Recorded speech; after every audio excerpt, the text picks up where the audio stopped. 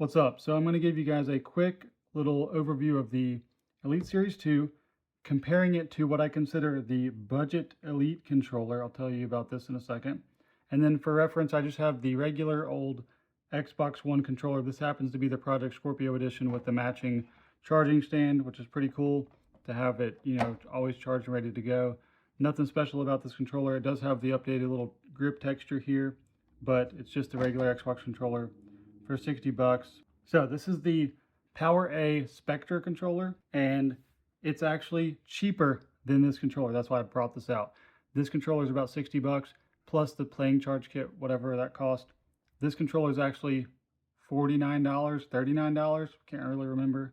It was given to me by a friend to review, but it's actually cheaper than this controller. This controller is basically a budget Elite controller. Has a couple different options on here.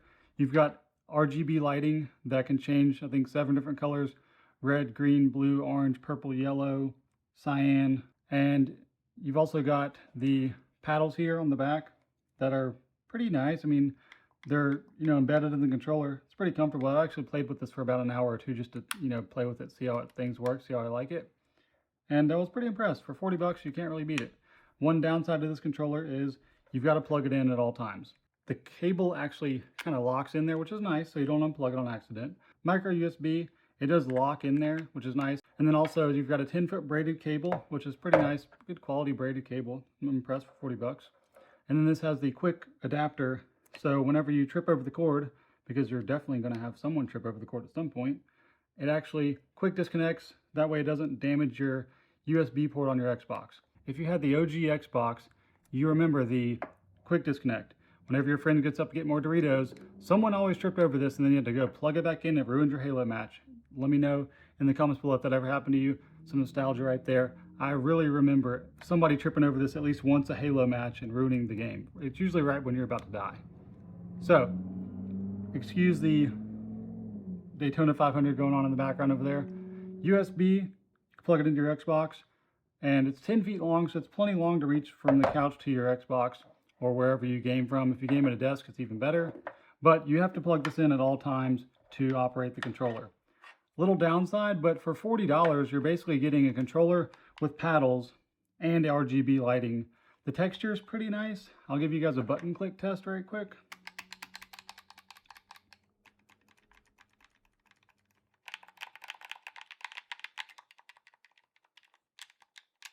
The D-pad's actually pretty quiet. I actually like the D-pad. It's very quiet. I don't like loud buttons. That's pretty loud, but definitely clicky. This also has a headphone jack. Forgot to mention that. And this controller actually comes with a 2-year warranty. For a $40 controller, that's actually a better warranty than this controller. This comes with a 90-day warranty. I think Microsoft now offers a 1-year warranty, but my recommendation is always to go with the either Amazon, Best Buy, or GameStop's extended warranty. I don't really like GameStop as a company because they rip people off for years and years on their trade-ins and all that kind of junk. GameStop's kind of the bottom of the list as far as companies I've worked with in gaming. Not sponsored by any of the companies, but I'd probably go to Best Buy or Target. Forgot to mention Target earlier. But Best Buy, Target, Amazon, something like that, where they're going to be around. GameStop may go out of business in the next couple of years. So if you're going to keep this for a while, definitely go with the company that's going to be there to give you a replacement controller when you need one. So some other differences are, for $180, whoa, this might go to a 1,000 subscriber giveaway. So that's my, that's the money I'm saving up to buy you guys something nice. Whoever's my 1,000th subscriber, I'm either going to give away some Xbox gift cards, maybe I'll give away a controller, not really sure, but I've been putting something just to, give back to you guys for subscribing. So maybe you'll get the Benjamin. Anyways, the controller for $180, much nicer controller, feels much nicer in the hand. You've got the grips, you've got the D-pads, you've got the joysticks that all interchange, you've got the blacked out buttons, you've got the paddles, you've actually got 4 paddles, you've got the trigger locks, same as the other controller, but I mean, you can definitely tell this controller is much nicer, in the hand. It feels much more solid, much more comfortable to game with, just sounds more premium. Just listen to that. I mean, the triggers, that's just like butter, baby. Look at that. Anyways, yeah, so 180 bucks, you get all this stuff. you get the joysticks, you get the tool to change the tension. But this controller, lots of controversy. People in the comments are having lots of problems with these controllers. Like I said in my other video, I went through 4 of the Series 1 controller, so I know your pain, I feel you. I got lucky with this controller. I'm definitely going to say I got lucky because there's people out there that are having problems with this. The A buttons are sticking, they're getting stick drift. Nobody's had a grip problem yet, which that was the main thing with the first controller, was the grips falling off, but nobody's had a grip problem that I know of yet on these controllers. But I do know some of you guys are out there playing with this for about 20 hours and then you're getting sticky buttons, and it's just, I don't know, I feel bad for you guys. So I know I hype this controller up a lot, but I'm definitely going to agree with you. There is quality control issues. I might have got a lucky controller. I'm not going to sit here and say that none of these controllers are breaking. I thought I need to clarify that because some people say that these controllers are terrible.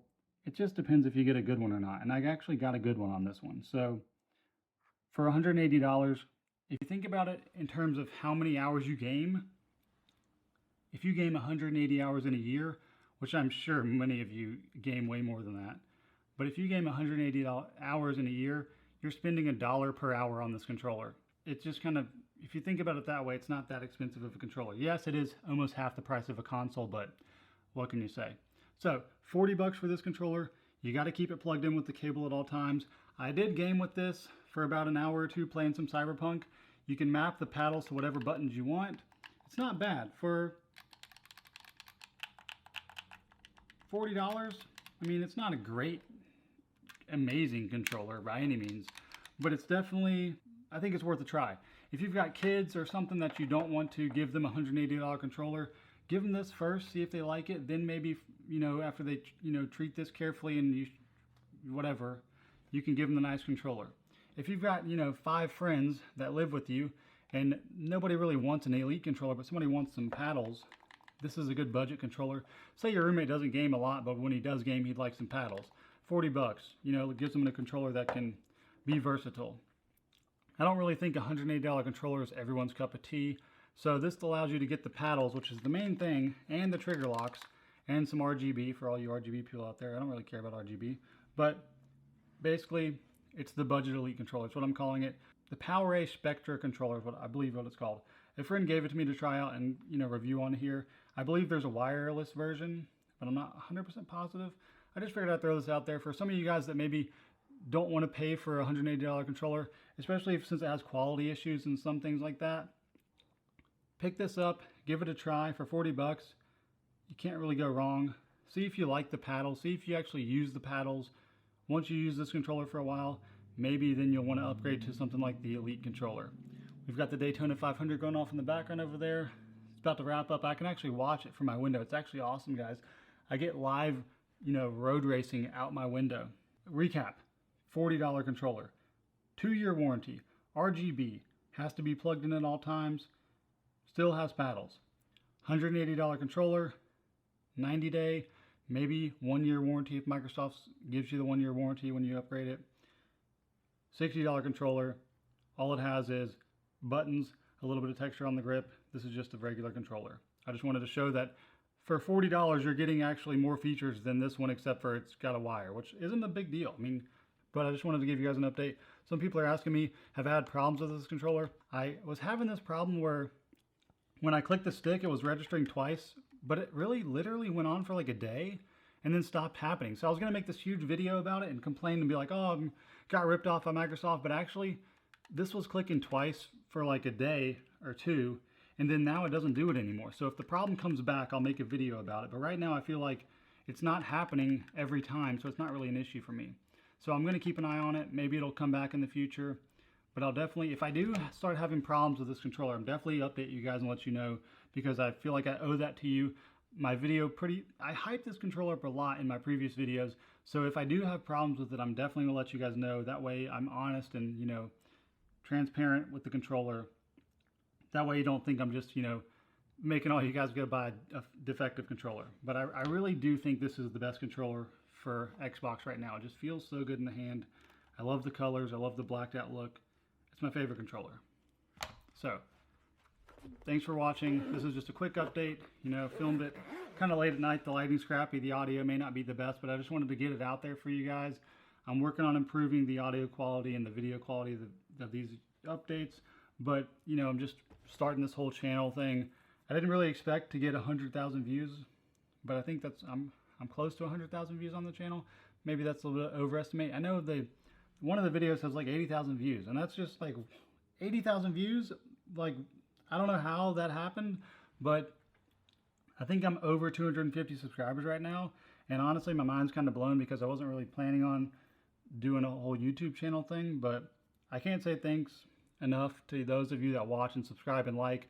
I just really enjoy talking in the comments with you guys and, you know, talking about what kind of games you play.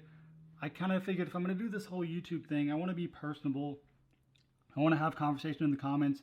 Until I get absolutely overwhelmed with comments, I really can't possibly reply to every video.